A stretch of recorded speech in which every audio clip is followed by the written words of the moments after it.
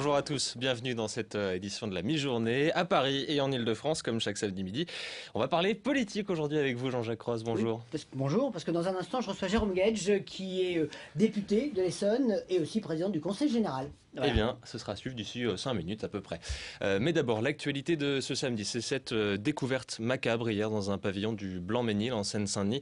4 personnes, 2 parents et 2 enfants ont été retrouvés morts à leur domicile. L'enquête s'oriente vers la piste du drame familial, mais des zones d'ombre persistent. Les détails ce matin avec Perrine Bramy et Pierre Lassus.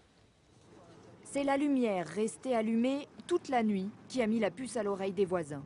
Hier, les corps de 4 membres d'une même famille, dont 2 fillettes de 9 et 3 ans, ont été découverts dans cet appartement d'une cité du Blanc-Mesnil. Au sol, une mare de sang et un revolver. Ce matin, ce quartier d'ordinaire paisible se réveille sous le choc. C'est un monsieur tranquille, comme naît sa petite fille à l'école à côté.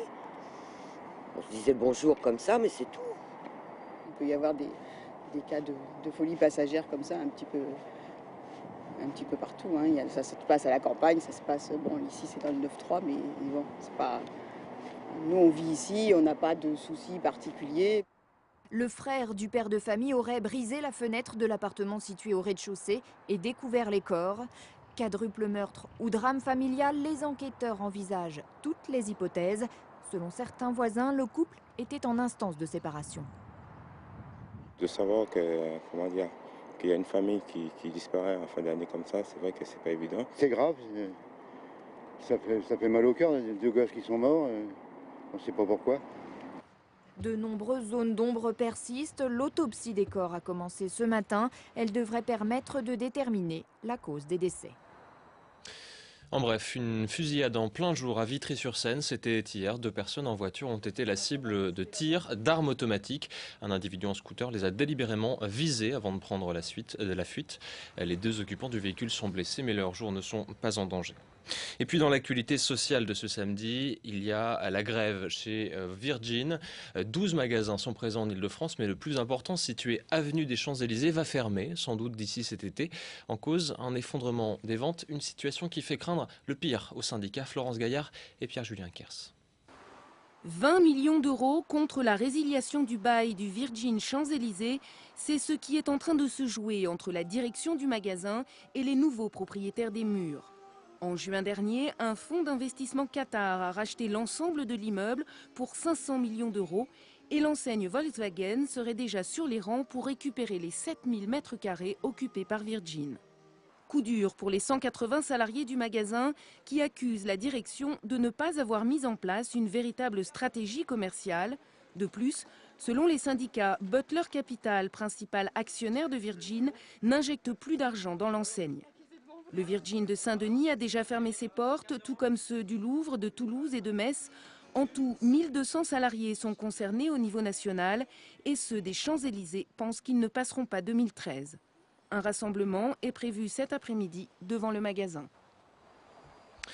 Qu'est-ce que vous faites le 31 décembre au soir? Si vous avez des enfants, la question qui vous tracasse peut-être, c'est celle de la garde. C'est un vrai casse-tête car la Saint-Sylvestre n'est pas une soirée ordinaire. Pour autant, des solutions existent et non, il n'est pas trop tard. Anaïs Barr et Norbert Cohen.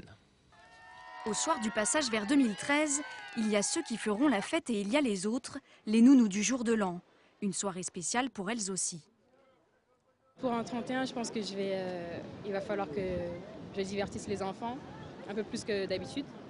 Et c'est pas trop dur quand on est jeune de sacrifier son 31? C'est très très dur, mais il faut faire, c'est ça, il faut se sacrifier. Et on a des priorités dans la vie, donc je suis bien obligée. Une priorité pour Aurélie, car garder des enfants le soir du réveillon rapporte plus que d'habitude. Pour profiter d'une folle soirée sans les enfants, il faut débourser entre 100 et 200 euros pour toute la nuit. Mais il existe une astuce pour réduire la facture. On propose de plus en plus aux parents de faire des gardes groupées, de se regrouper, de garder les enfants au sein d'un même domicile. Ça permet de partager les frais. Alors par exemple à 2 voire 3 familles, on retombe sur des coûts de garde classiques. Pour trouver la perle rare, les agences proposent sur Internet des formules spéciales. Il existe aussi des sites de mise en relation entre parents et nounous disponibles le 31. Cette fois, pas de forfait, les tarifs sont à négocier directement avec la babysitter. Et puis un mot de politique pour terminer. Rien ne va plus entre Dany Le Rouge et Jean-Vincent Levert. Dans une interview donnée ce matin à Libération, Daniel Cohn-Bendit estime en effet qu'il n'a rien à faire dans le même parti que le sénateur de l'Essonne, Jean-Vincent Placé, un parti Europe Écologie Les Verts, avec lequel Daniel Cohn-Bendit a d'ailleurs pris ses distances depuis le vote récent, vous le savez, contre le traité européen. Une manière pour l'ancien leader de 68 de répondre aux accusations de social-libéralisme. Et puis évidemment de la politique, ça concerne aussi l'Essonne. D'ailleurs, on va continuer à en parler avec vous, Jean-Jacques. Absolument, mais on vous retrouve ce soir à 19h avec un invité. Avec une invitée, en l'occurrence. Oui, il s'agit de Michèle Cotta, la journaliste politique que nous connaissons parfaitement et qui connaît, elle, les rouages et les coulisses de la Ve République. Elle publie le rose et le gris, et donc on en parle ce soir. On reviendra sur cette année 2012 riche en événements politiques.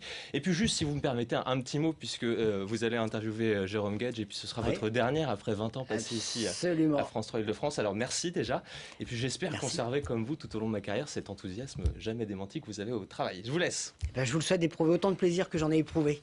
Merci. À ce soir pour les téléspectateurs, 19h. Bonjour Jérôme Gage. Bonjour. Donc vous êtes député, puisque François Lamy, vous étiez supplément de François Lamy, et il est devenu ministre. Et puis vous êtes président du Conseil général, et surtout de l'aile gauche du Parti socialiste. Et c'est ça qui nous intéresse, parce que en cette fin d'année 2012, le bilan pour François Hollande et puis pour Jean-Marc Ayrault n'est pas très brillant. Bonjour Jean-Jacques Cross. D'abord, je suis très heureux d'être votre dernière interviewée. J'ai des bons souvenirs sur ce plateau. L'année 2012 a été une année dense, riche politiquement, donc il faut prendre un petit peu de recul et d'abord voir où on était au début de l'année. Au début de l'année, c'était Nicolas Sarkozy qui était le président de la République. La gauche rassemblée a gagné les élections présidentielles et législatives. Après, on est au cœur du réacteur et les choses ne sont pas forcément toujours faciles, mais on met en œuvre la feuille de route du président de la République. Certains ministres l'ont exprimé en disant on est fatigué, mais ils ont parlé de fatigue physique et aussi de fatigue morale. Au bout de 8 mois d'exercice du pouvoir, être fatigué moralement, ça augure pas très bien de l'avenir. Mais c'est à la mesure de la tâche qui est la nôtre. Je veux dire, on arrive après 10 ans de droite aux responsabilités. J'ai compté avant de venir, ça fait 240 jours que la gauche est aux responsabilités. Il en reste, c'est un scoop, hein, il en reste à peu près 1500 avant la fin du quinquennat. Moi, je ne fais pas de la politique Twitter, on ne fait pas tout en 140 jours. Il y a des ruptures massives qui ont été portées depuis le 6 mai 2012 et voilà, on creuse le sillon. Vu les couacs, vu la cacophonie, vu un certain nombre de choses, certains se demandent si la gauche était prête à gouverner. Est-ce qu'elle était prête? Est-ce qu'elle était préparée? Mais bien sûr qu'elle était prête. On savait que ça n'allait pas être une sinécure. On savait depuis le début que le redressement allait être nécessaire, qu'il allait nécessaire de faire des efforts, de les faire partager par tous, marquer des ruptures avec ce qu'avait été 10 années de sarkozysme. Et puis on est la gauche, je vais vous dire. Et la gauche, elle aime le débat. Et moi, j'aime ça. Voilà. Je préfère une gauche qui débat plutôt que des gens qui sont le doigt sur la couture du pantalon, parce que quand on est aux responsabilités, c'est ce qu'il y a de plus important. Vous allez être servi, parce que je vais vous dire que les éléments du débat, mais d'abord, le dernier couac ou la dernière anicroche en date, c'est la décision ce matin du Conseil constitutionnel qui vient de censurer donc le fameux impôt à 75% pour ceux qui gagnent plus d'1 million d'euros par an. C'était une des mesures emblématiques du budget, ça y est, c'est retoqué. Oui, c'est pas une décision qui me réjouit. Il faut savoir que cette mesure, ça s'appelait la contribution exceptionnelle de solidarité. Moi, j'aime bien les termes de cet impôt. Oui. Ça voulait dire que dans ce contexte difficile, pour tous les Français, il était normal, il était légitime de demander plus à ceux qui gagnent beaucoup. Selon le principe d'égalité, oui, le Conseil constitutionnel... C'est très important. Le Conseil constitutionnel n'a pas dit... il juge en droit, il ne juge pas en opportunité. Il n'a pas dit que c'était une mesure confiscatoire. Il a dit que les modalités de mise en œuvre ne respectaient pas le principe d'égalité devant les charges publiques.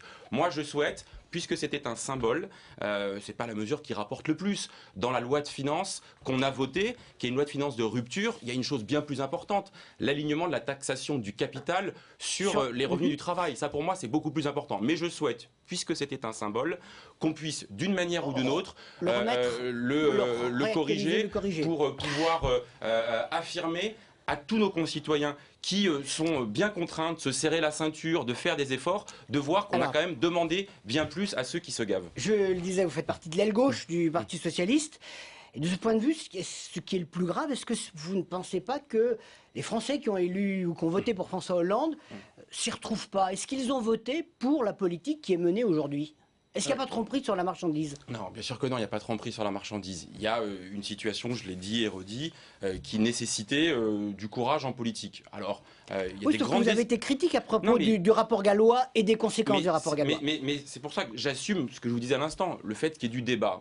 Il y a eu la nécessité de s'adresser à l'ensemble des segments de la vie économique. Le choix a été fait par le gouvernement de travailler sur le coût du travail, justement. Moi, je ne suis pas convaincu que c'était le plus important et le plus indispensable. Mais ce choix a été fait, dont acte, je le mets en œuvre. Je souhaite qu'en contrepartie de ce pacte de compétitivité, on demande aux entreprises de jouer le jeu et dans une logique de donnant-donnant, de vraiment s'engager dans la bataille pour l'emploi. Mais est-ce que pour la gauche, c'est pas toujours pareil? C'est-à-dire, on élit sur un programme 81 et en 83, il y a la rigueur. En 97, on élit Lionel Jospin et en 99, il y a l'État ne peut pas tout. Et là, la gauche élit François Hollande et il a le pacte de compétitivité en octobre. Mais encore une fois, il reste 1400 ou 1500 jours dans le quinquennat de François Hollande. Moi, je souhaite qu'on marche sur nos deux jambes. Il faut à la fois la justice sociale, il faut aussi d'une certaine manière un choc de confiance à destination des salariés, à destination des classes populaires. Quand le président de la République nous dit hier ou avant-hier matin à Rungis, la priorité de 2013, ça va être l'emploi, je dis allons-y, demandons aux entreprises, en contrepartie des efforts qui sont faits, de s'engager résolument sur l'emploi. Mais ça ne crée pas des emplois de le dire. Oui, mais c'est la confirmation du volontarisme du gouvernement sur le sujet. Vous oubliez les emplois d'avenir. Les emplois d'avenir, c'est une grande mesure de gauche. Volontarisme politique, c'est votre credo. Arnaud Montebourg a essayé de montrer ça à propos de la nationalisation temporaire pour ArcelorMittal. Il a été durement retoqué et même, franchement, désavoué. Hein. Oui, mais son idée a fait son chemin. Moi, ce qui m'intéresse quand il parle de nationalisation temporaire, c'est de se dire que demain, l'outil pourrait être mis en œuvre dans d'autres situations. Moi, je plaide pour la réhabilitation de l'intervention de l'État en matière économique. Je plaide, par exemple, pour qu'on puisse empêcher, dissuader, interdire les licenciements boursiers dans des entreprises qui font des profits. Je souhaite que l'État assure la protection des salariés dans ce contexte de difficulté. Il faut produire du compromis, c'est absolument indispensable. Marcher sur les deux jambes, ce que je vous indiquais. C'est pour ça qu'il faut que le débat vive à l'intérieur de la majorité. Moi, je ne suis pas un député godillot. Quand j'estime qu'on peut corriger, amender, je le fais savoir. Je crois que c'est notre responsabilité. Mais en même temps, le gouvernement n'est pas très rancunier vis-à-vis d'ArcelorMittal, puisque apparemment, le groupe pourra bénéficier du crédit d'impôt qui a été mis en place par le gouvernement. C'est la raison pour laquelle moi j'avais pointé cette contradiction apparente, mais c'est vrai aussi à d'autres endroits, comme par exemple Sanofi, qui fait 6 milliards de profits et va mettre sur la touche près de 900 salariés. C'est pourquoi je souhaite qu'on puisse, dans quelques mois, vérifier, stylo à la main, la manière dont ces entreprises ont utilisé le crédit impôt compétitivité et le moment venu, en tirer tous les enseignements pour s'assurer qu'ils ont réellement investi au service de l'emploi, réellement créé de l'activité et pas verser des dividendes à leurs actionnaires. Est-ce que vous pensez que la majorité de gauche va tenir un quinquennat comme ça, et même de l'ensemble de la gauche? Alors, deux exemples. Hein. Le dernier exemple en date, c'est le Front de gauche qui fait un message de vœux, une vidéo sur Internet, où il se moque un peu des promesses de François Hollande, il y a des rires, etc. Harlem Désir l'a très mal pris, mais en fait, il dénonçait les promesses non tenues de François Hollande. Oui, mais moi je trouve que l'exercice est un petit peu facile. Encore une fois, c'est aussi oublier, par exemple, la création des emplois d'avenir. Par exemple, la création de la banque publique d'investissement pour soutenir les PME. Par exemple, ce qu'on a fait en matière de sécurité sociale. Moi, je suis fier d'avoir mis en place les IVG gratuites ou d'avoir mis fin à la convergence tarifaire entre les cliniques privées et les hôpitaux publics. Eux ne sont pas sur ce terrain-là. Ils ont voté contre le budget au Sénat. Hein, oui, mais ce qui fait que le budget a été retoqué au Sénat. Il faut faire attention. Moi, vous savez, la tonalité, je suis un partisan de l'union de la gauche. C'est un combat. Et donc j'appelle mes amis communistes du Front de gauche, du Parti de gauche, à pas jeter le bébé avec l'eau du bain. Parce que je trouve qu'être commentateur, être dans un rôle d'inspecteur des travaux non finis, venez nous aider. Et en même temps, je suis conscient d'une chose, il faut que nous soyons à gauche, au Parti socialiste, à l'écoute, peut-être un peu plus attentifs au message de certains de nos partenaires. Europe Écologie, les Verts aussi n'hésitent pas à critiquer le gouvernement sur un certain nombre de choses, mais aussi ils vont manifester contre le gouvernement pour l'aéroport de Notre-Dame-des-Landes. Et là, c'est violence.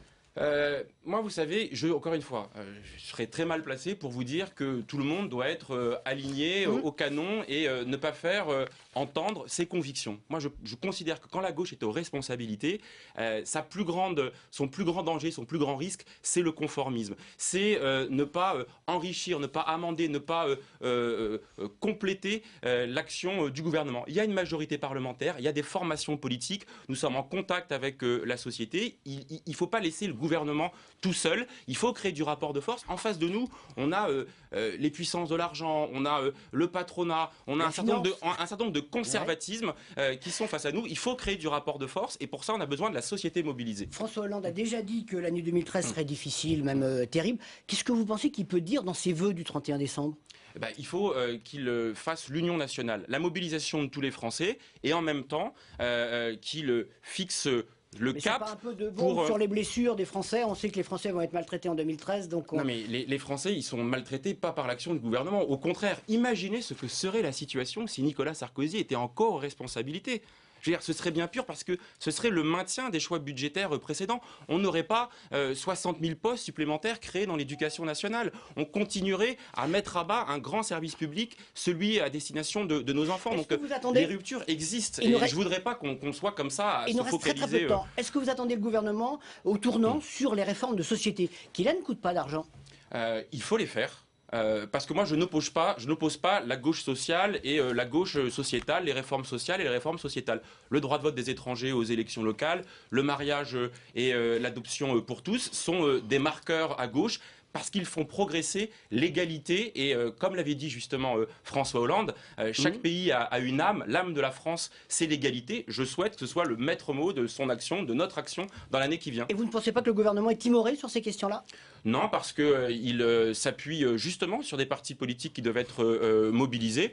Et puis, il faut parfois savoir un peu bousculer, y compris des réticences ici ou là. Et moi, je souhaite le faire au Parlement avec d'autres. Quelques secondes, si vous aviez un vœu à faire pour 2013, vous-même ? D'abord, c'est un vœu de bonne santé pour moi-même, pour l'ensemble de nos concitoyens. Et c'est aussi, je vous dis, qu'on puisse être une gauche décomplexée, fière de ses valeurs et aller de l'avant. Voilà. Merci Jérôme Guedj d'avoir été avec nous. Embrasser de la part de tous les invités politiques que vous avez accueillis sur ce plateau depuis des années. Voilà. Beaucoup de plaisir en 20 ans à interviewer beaucoup de gens. Et puis merci aux téléspectateurs aussi pour leur fidélité. Ça a été un grand bonheur. Je vous souhaite de bonnes fêtes de fin d'année à tous. Et puis vers d'autres aventures à l'année prochaine, en 2013.